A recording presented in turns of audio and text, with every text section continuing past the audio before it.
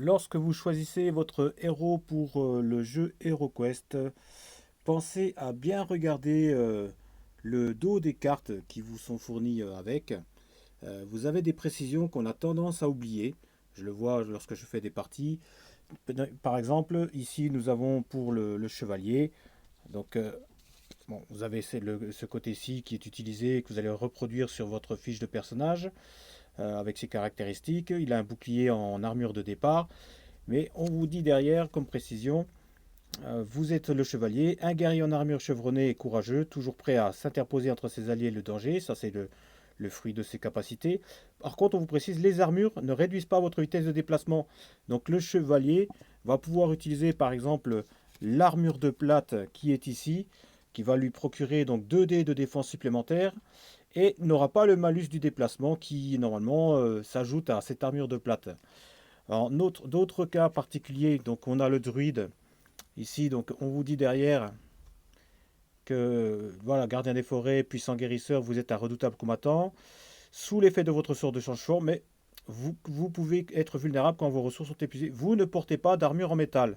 Voilà une autre précision, donc pas d'armure pour le druide. Le berserker, lui, c'est autre chose, donc l'équivalent presque du barbare, à quelques différences près. On vous dit donc redoutable guerrier qui devient plus puissant à mesure que la situation empire. Vous savez canaliser votre douleur et votre furie en puissance brute, ça c'est donc ses capacités. Mais après on vous dit comme vous préférez le combat au corps à corps, vous n'utilisez pas d'arme de jet, donc oubliez l'arbalète pour lui, ça c'est hors de question. L'explorateur nain, donc lui, c'est presque l'équivalent du joueur nain. Il a quelques règles particulières qui sont spéciales. On vous dit, voilà, aventurier tenace avec un talent pour découvrir ce qui est caché. Donc ça, c'est ses capacités. Vous ne portez pas d'armure en métal parce qu'elle vous gênerait pour éviter les pièges. Donc ça, c'est la subtilité.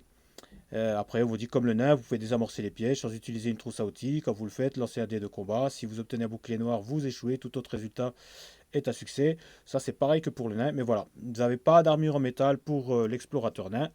Comme ça donne un avantage à notre ami nain qui lui peut porter ses armures. L'occultiste, pareil, donc un personnage sympathique. Pour ce personnage, on vous dit donc un artilleur magique qui s'est lié à une créature sinistre, artilleur parce qu'il peut faire des attaques à distance, ce qui vous permet de prendre sa forme ailée, donc ça c'est sa capacité de se changer en espèce de gargouille.